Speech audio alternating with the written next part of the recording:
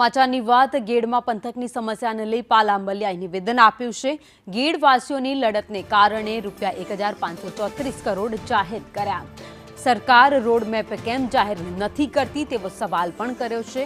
ગેડ વિકાસ સમિતિ સાથે પરામર્શ કરવામાં તકલીફ કેમ છે? 139 કરોડના મંજૂર કરાયેલા ટેન્ડરોનો અમલ ક્યારે થશે? તો ચોમાસું માથે છે, તૂટેલી નદીઓ ક્યારે રિપેર કરવામાં આવશે? નદીઓ રિપેર ન થાય તો 139 કરોડ પાણીમાં જતા રહેશે। નદીઓ રિપેર નહીં થાય તો ફરી એકવાર ગેડમાં જળબંબાકારની સ્થિતિ સર્જાશે।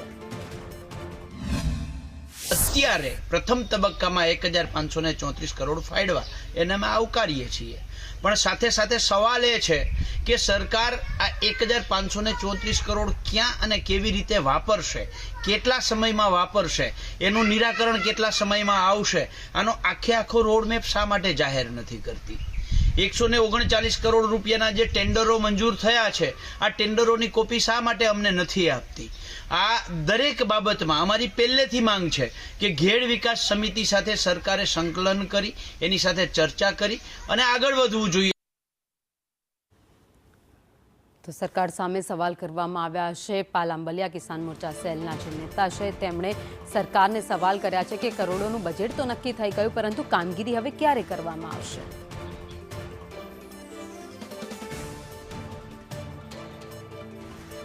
તો 140 કરોડના મંજૂર થયેલા કામો છે ગેડ પંથકમાં જે શરૂ કરવામાં નથી આવ્યા, ત્યારે સવાલ ખેડૂત નેતા કોંગ્રેસે પણ ઉઠાવ્યા છે અને સરકારને સવાલ કરતા પૂછ્યું છે કે જે કામો થઈ ગયા છે મંજૂર તે ક્યારે શરૂ કરવામાં આવશે? કારણ કે ચોમાસું હવે માથે છે, હજુ સુધી નદીઓ તૂટેલી હાલતમાં છે। નદીઓ પણ નથી બનાવવામાં આવી, નથી નવા રોડ બનાવવામાં આવ્યા, નથી રિપેરિંગ કરવામાં આવ્યું।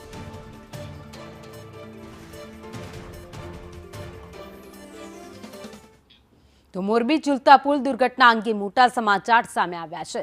સુપ્રીમ કોર્ટને ગુજરાત સરકાર, સીબીઆઈ અને મોરબી કલેક્ટરને નોટિસ આપવામાં આવી છે। મોરબી નગરપાલિકા અને અજંતા કંપનીને પણ સુપ્રીમ કોર્ટે નોટિસ ફટકારી છે। જવાબ રજૂ કરવા માટે સુપ્રીમ કોર્ટે આ નોટિસ ફટકારી છે।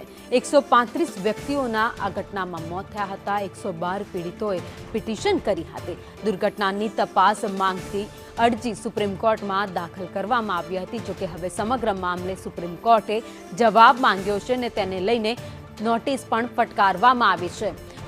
સરકાર, સીબીઆઈ સહિત આ કંપનીને પણ નોટિસ ફટકારાઈ છે। વધુ અપડેટ સાથે સંવાદદાતા જગદીશ પરમાર અમારી સાથે જોડાઈ ગયા છે। જગદીશ, સુપ્રીમ કોર્ટ દ્વારા આકરું વલણ અપનાવી નોટિસ ફટકારાઈ છે અને જવાબ માંગવામાં આવ્યો।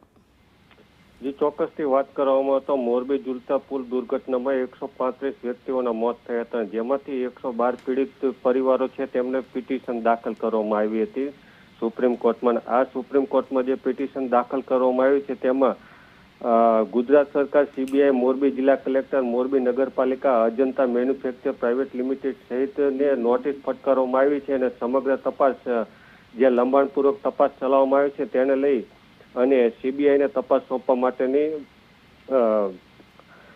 દાખલ કરવામાં આવી છે, સુપ્રીમ કોર્ટમાં અરજી દાખલ કરવામાં આવી છે।